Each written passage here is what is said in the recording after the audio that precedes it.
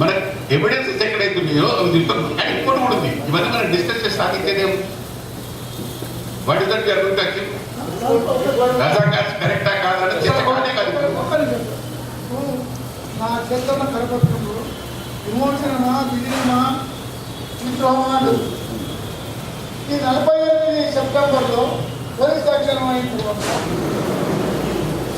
Police action ఎందుకు అయింది, ఎందుకు వచ్చిందంటే మా దృష్టిలో చిన్నప్పటి చూసింది తెలంగాణ జిల్లాలో రథాకారులు మూతపోతలు పోసి ఆడలను పరిభద్ర చుట్టుకాములు లేపించి ఘోరంగా హింసించినప్పుడు నిజాంకు వ్యతిరేకంగా సర్దార్ వల్లభాయ్ పటేల్ ఢిల్లీ నుంచి సైన్యాలను పంపించి లొంగ తీసుకుని అనేది మాకు తెలిసి మా పెద్దలు మా పాత్ర చెప్తారు.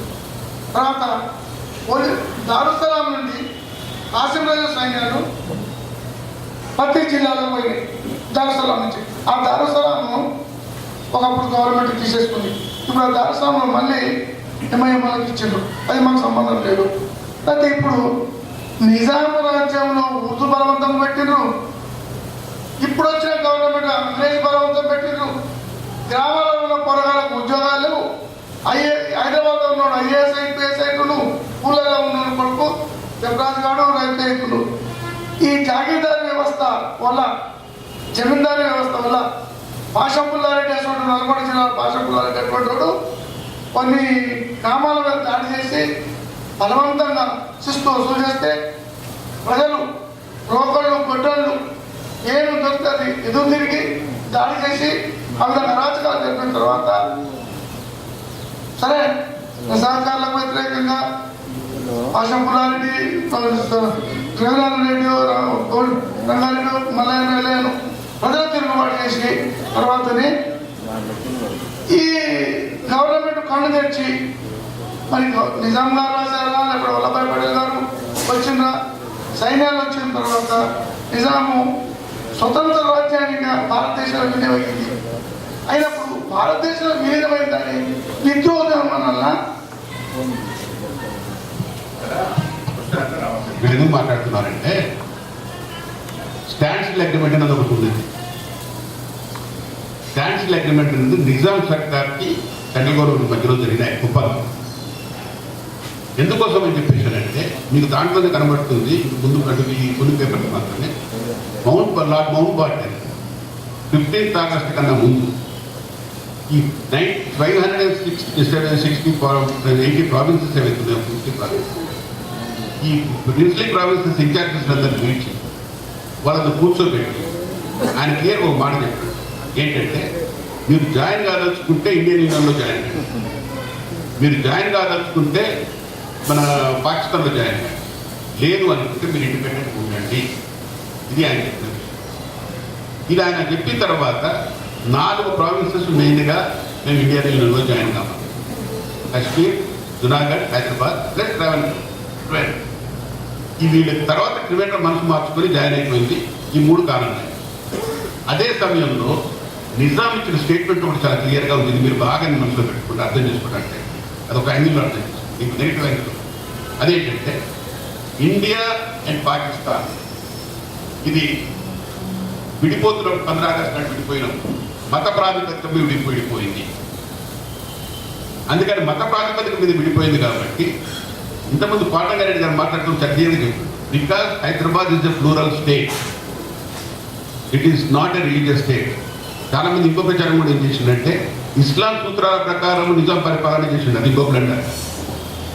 నిన్నటి రోజు హెచ్ఎంటీవీ స్క్రోలింగ్లో నిజాం ఈ లొంగిపోయిన తర్వాత పాకిస్తాన్ పారిపోయింది, ఇది నేను వచ్చిన స్క్రోలింగ్. ఇది మైండ్లో ఎట్లా పడుతుంది, ఇది ఎట్లా నమ్ముతారు పబ్లిక్? ఇట్లాంటి ప్రచారాలు చాలా జరిగినాయి. కాబట్టి దయచేసి దయచేసి ప్రచారాల జోలికి పోకుండా కాన్క్రీట్గా ఏదైనా ఎవిడెన్సెస్ ఉంటే మనకు కూర్చుందాం, letter put across this discussion. మనకు కావాల్సింది ఏంటంటే ఫ్యాక్ట్ కావాలి. రెండవది ఏంటంటే వీటన్నిటికన్నా ముందు మన చరిత్ర దాడి జరుగుతున్నది. మన చరిత్ర మీద దాడి జరుగుతున్నప్పుడు అది మన రాజుల మీద కూడా జరుగుతున్నది. పొరపాట్లు వాళ్ళు జస్ట్ చేసి ఉండొచ్చు, అది వాళ్ళకి సంబంధం లేదు. మంచి చేసిన దాని గురించి మాట్లాడారు. తర్వాత రెండవది ఉర్దూ మీడియాను రుద్దిండుగా కాదా అన్నది మీరు ఎవిడెన్సెస్ తీయండి. Later discuss about it. No later discuss about it. అది ఫ్రెండ్లీ దానికి కావాలంటే పని చేద్దాం. మన దగ్గర ఉన్న కమ్యూనికేషన్ ఏమందాం.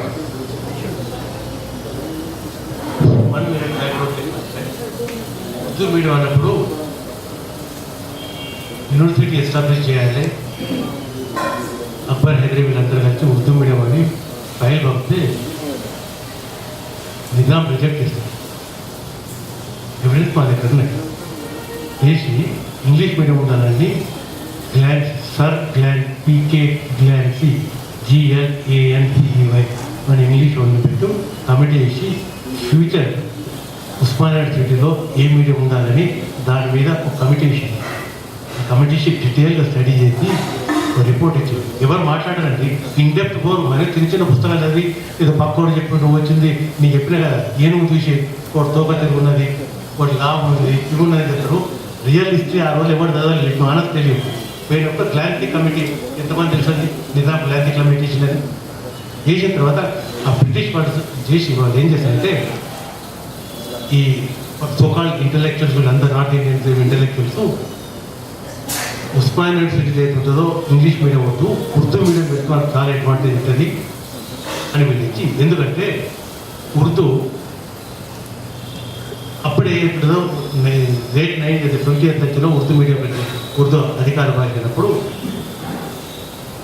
బ్రిటిష్ ఏం చేస్తుందంటే రోమన్ వాటిని హిందుస్థానీ అంటారు. ఉర్దూ లాంగ్వేజ్ను రోమన్ స్క్రిప్ట్ రాస్తే రోమన్ హిందుస్థానీ. ఇది పూర్తిగా అప్పుడు ఆర్మీ లాంగ్వేజ్ అంటే రోమన్ హిందుస్థానీ. దాని తర్వాత గాంధీ ఏమంటాడంటే హిందీ లాంగ్వేజ్ ఆడండి. చాలామంది అవి హిందుస్థానీ అంటారు. What is Hindustani? హిందీ లాంగ్వేజ్ను ఉర్దూను అరబిక్ అదే దేవనగరి స్క్రిప్ట్ రాయాలంటారు. ప్లీజ్ రిమెంబర్, ఉర్దూను దేవనగరి స్క్రిప్ట్ రాస్తే హిందుస్థానీ.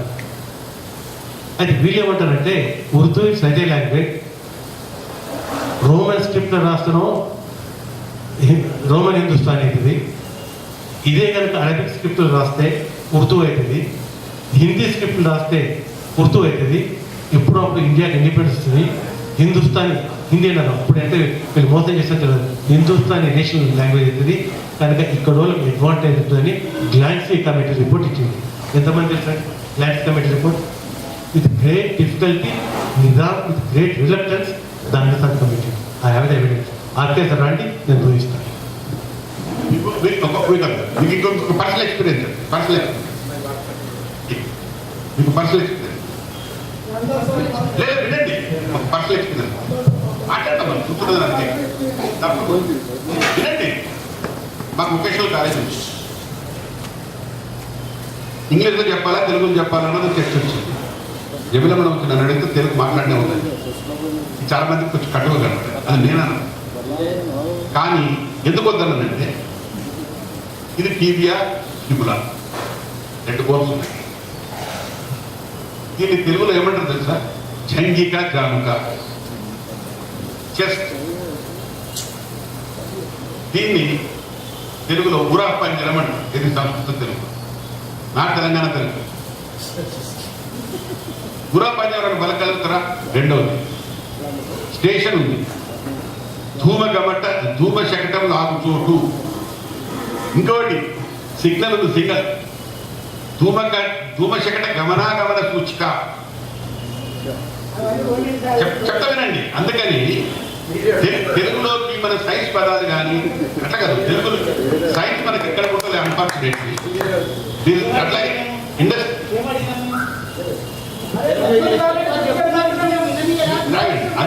అందుకే తెలుగు లాంగ్వేజ్ లో మనం ట్రాన్స్లేట్ చేయడం అన్నది సైన్స్ ఇక్కడ పుట్టలేదు. ఆ సైన్స్ పదాలను మనం తెలుగులో ట్రాన్స్లేట్ చేయడం అయ్యే పని కాదు. అక్కడ దాకా ఎందుకంటే ఇప్పుడు మనం పొద్దున్న లేస్తే మీరు పోయి పానీదేవ్ అంటారా? హోటల్కి పోయి ఆటోకి చెరో అంటారా? ఏది మీరు లాంగ్వేజ్ గురించి మాట్లాడుతున్నారు, అందుకే మాట్లాడాల్సి వచ్చింది. తెలుగులో ఎందుకు లేదు భాష? తెలుగు నచ్చి వేసింది కదా అంటే నేను చెప్తున్నా. Even today the problem is there. ఒప్పుకుందా?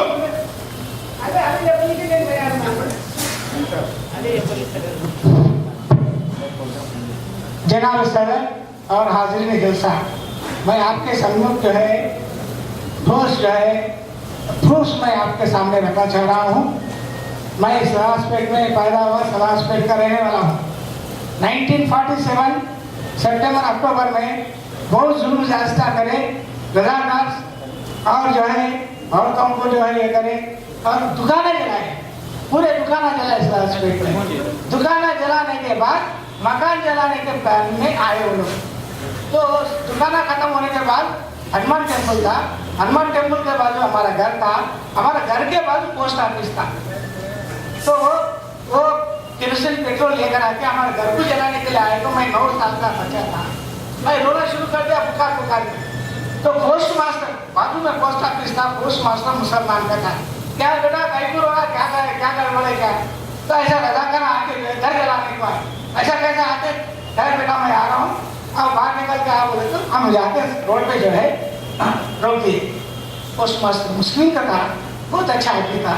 मुसलमान बहुत अच्छे लोग आए, नहीं बोल के नहीं, मुसलमान कहीं आसमान से नहीं टूटे।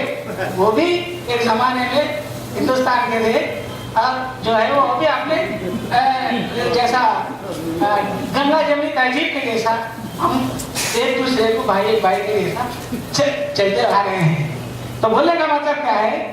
तो पोस्ट मास्टर खबरदार किया, खबरदार आगे नहीं बढ़ना। दुकाना जलाए मगर मकान नहीं जला सकते। अगर ये मकान जलाएंगे तो पोस्ट ऑफिस जल जाएगा, उसका कौन जिम्मेदार होता है? आप होते क्या? दिखे तो चलो जो भी कार्यकारी खड़ा बोलते जो है तालियां लेके हटा दिए। तो उसकी वजह से हजारों ग्राहक जो है बच गए।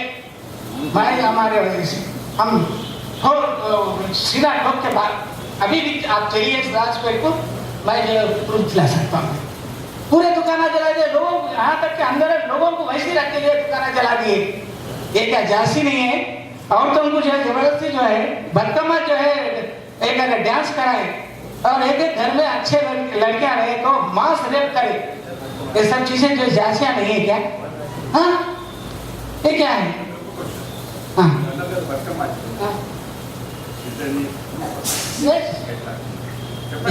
ఎట్లా అంటానంటే ఊళ్ళలో మేము చూసినాం, మరి ఎట్లా అంటానంటే ఎట్లా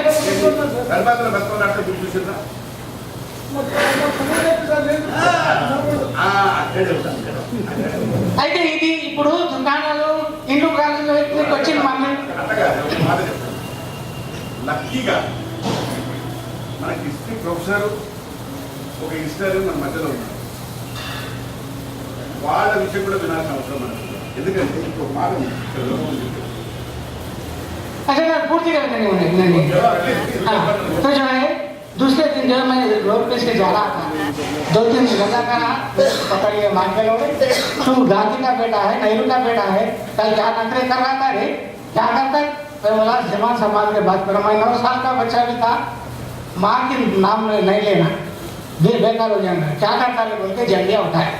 उतने में बाजू रोड पर से लोग आ जा रहे थे, बड़े बुजुर्ग लोग उधर आने, क्या है बच्चे के साथ कहीं कैसा है कर रहे, चलो उतने में पुलिस भी आई। पुलिस मेरे को ले जाके शाम तक वहाँ पुलिस स्टेशन में सिक्योरिटी के तहत रख के उन लोगों को बुला के समझा के मेरे को घर को भिजा दी। ये ज्यादतियाँ हुए और हम देखे घरों में जो है घुस के मांस रेस करे, सो हम देखे लोग अंदर जाके वो लोग रो रहे थे, तड़पड़ा रहे थे, बात है कि हम सुने। अब इससे ज्यादा क्या होना बोलो? मैं एक बात हाँ ये दोनों तरफ से हुआ ना, जहाँ इधर ले जाती है वो लोग करे, उधर ले जाती है वो लोग भी करे, ये लोग बोल रहा क्या करेंगे? मेरे को पड़े मैं एक मिनट में లోకల్ గా తెలుగు అది రాంగ్ రాంగ్